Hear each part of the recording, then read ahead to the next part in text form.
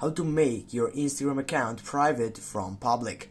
Firstly, when you launch application, you need to get right here into your profile selection on your site.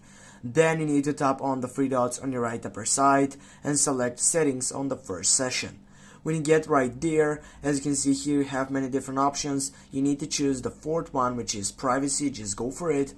And right here, as you can see, the account privacy setup has one button which is turned off.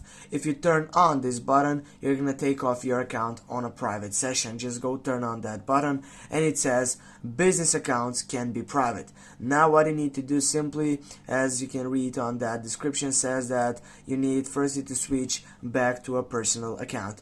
Now you're gonna get back from here and simply you're gonna scroll down and go for account, then scroll down again and go switch account type.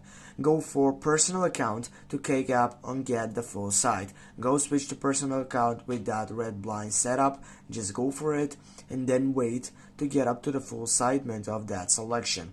Now when it's switched to your personal account, you need to go privacy on that light setup and then simply go turn on that button and it says it will be switched to private account. Just go switch to private again.